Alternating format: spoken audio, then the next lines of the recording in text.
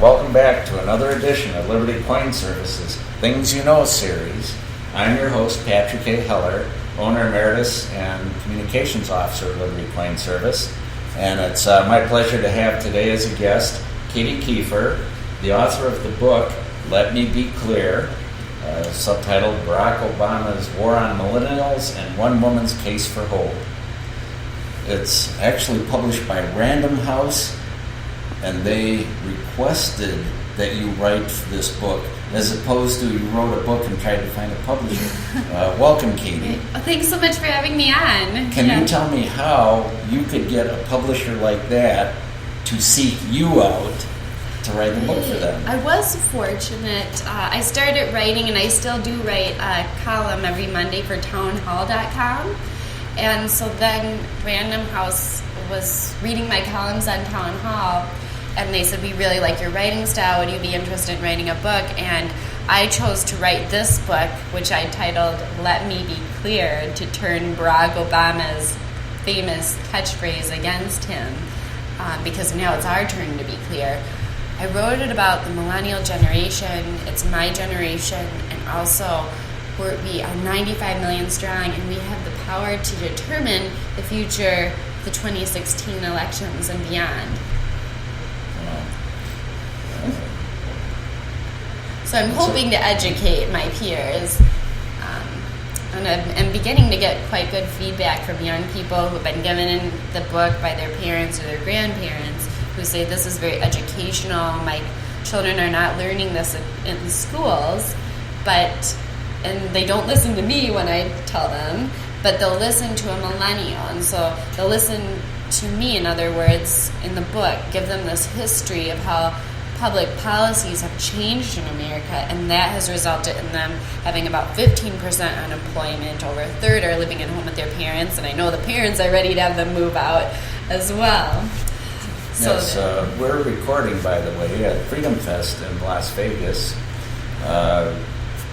You were part of a panel at lunchtime today on women and liberty, yes, and the number one way to advance liberty from that perspective. Mm-hmm. And one of the things that you mentioned on the panel is that the millennials tend to come out of school, mm-hmm, you might say, not looking at the world the way it really is.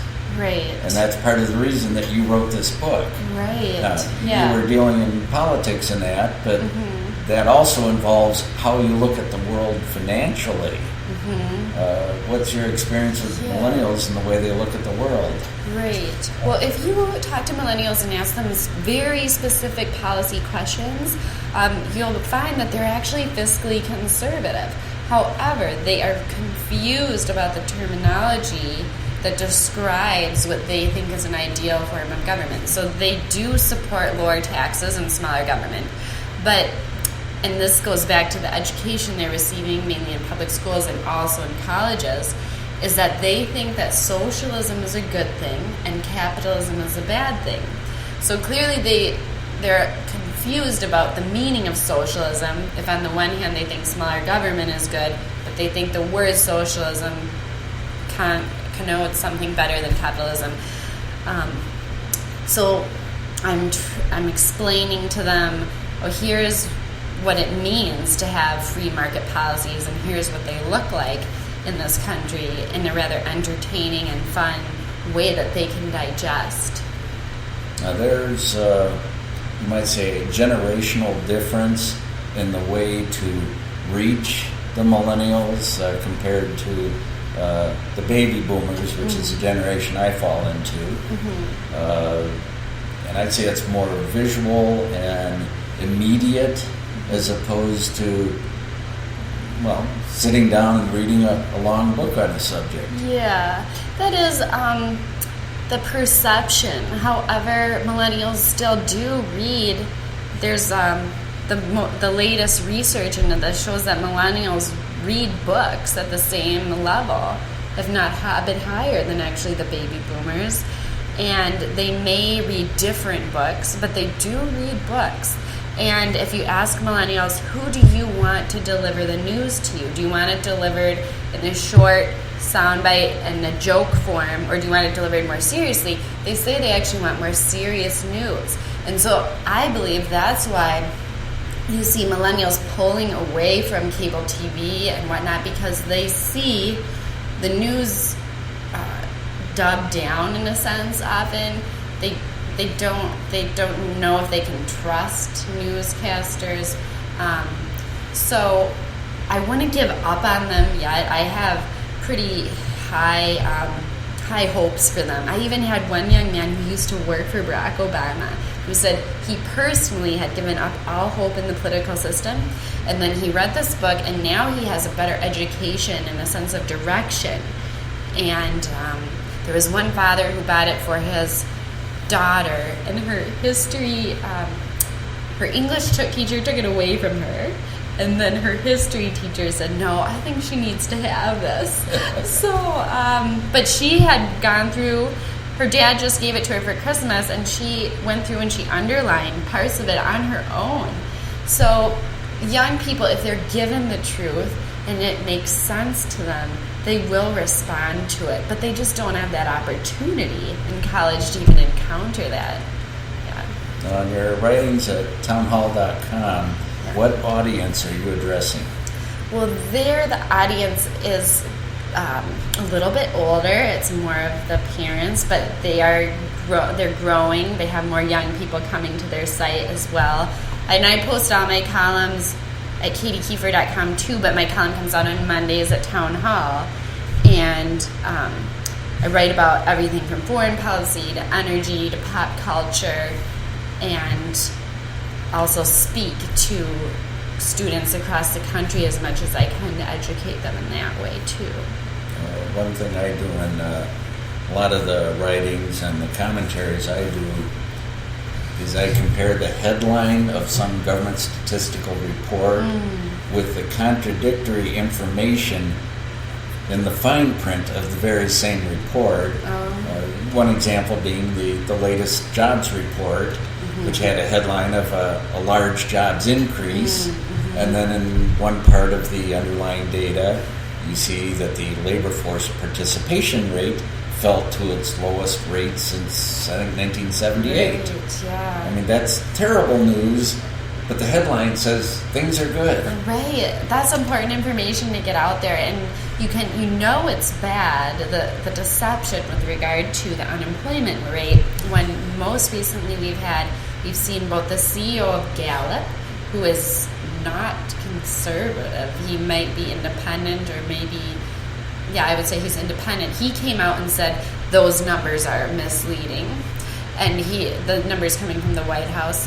And also we had, even more recently than that, Bernie Sanders came out and said that the unemployment rates that this administration is releasing are completely wrong. Now, Bernie Sanders is philosophically different from us, but the fact that he is saying that, I mean, there is no possible way we can ignore that anymore. And young people, they're feeling it. They want to move out of their parents' house. They're looking for some solutions, and they feel like they can't trust anybody. And that's not healthy either. So what I'm trying to do is say, here's a place for you to start, and a place for you to analyze the next candidate who comes around, because Obama was just so appealing, like the celebrity, but they'll have a basis point or a basis that they can use to start when they're determining who they will vote for in the future. And if they do this kind of research and understand what's going on in the world, that will also help them in their financial planning. Yes. And investing. Yes. And being in a better position to take care of themselves instead of maybe becoming dependent on the government down the road. Well, one thing that many people don't realize about millennials, which I brought up in the luncheon today, but your audience didn't get a chance to hear, is that 70% of millennials aspire to be entrepreneurs. This is a very entrepreneurial generation, and technology plays a big role into that, and their role models are people like Steve Jobs and Bill Gates and Mark Zuckerberg.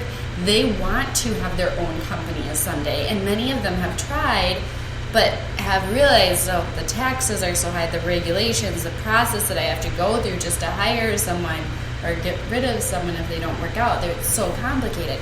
So I believe that we can make a lot of headway with millennials if we can talk to them about financial topics in the context of how our policies will help them become successful entrepreneurs.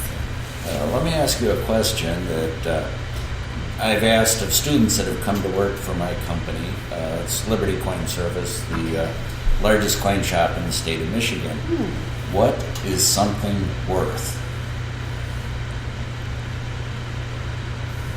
Well, each person values different things, and that's part of why you don't want the federal government to be so involved in everything as they are today, because the federal government is saying, here's how we value marriage, here's how we value work. That they're arbitrarily setting minimum wage numbers, for example, because they're telling us how we should value certain things. And that's actually not good. I think the best answer would be just that everyone values things differently, and that's part of freedom and free trade. And so if you value something that I have, and I'm willing to give it to you, let's say it's this, cup of coffee, and you want it, and I'm willing to give it to you for $5, and you're willing to pay that, then that's a good exchange. But if we can't agree on a price, then that's different. But you never want the federal government to get involved in that personal exchange and say, no, we've got to have a chunk of that, or too much of beyond what they need in terms of roads and military and things like that, because they've just gone. It's extreme now. It's sort of a long description that value is subjective to each person. Right, yeah. The fast answer to my question is something is worth what somebody is willing to pay for it. Right, that's exactly when right. I ask a lot of students that question, they say, well, look it up in the catalog or the menu, or what is the price sticker on it? That's what it's worth. And that kind of thinking needs to be changed. Yes, yeah. Anyhow, we've been enjoying an interview here with Katie Kieffer. That's Kieffer, the author of Let Me Be Clear, a book on Barack Obama's War on Millennials and One Woman's Case for Hope. If people wanted to find your book, I assume it's available on Amazon and some bookstores. Yes, Amazon and also Barnes & Noble. And they can go into Barnes & Noble stores and request it if it's not in stock. And then if people want to see your current writings, they would go to katiekieffer.com or townhall.com. And they also come out every Monday morning. I have a new column that comes out on Town Hall. Yes. Well, thank you, Katie. You've been listening to another episode of Liberty Coin Service's Things You Need to Know series. I'm your host, Patrick A. Heller, the owner emeritus and a communications officer of Liberty Coin Service. Thank you for listening. Thanks for having me.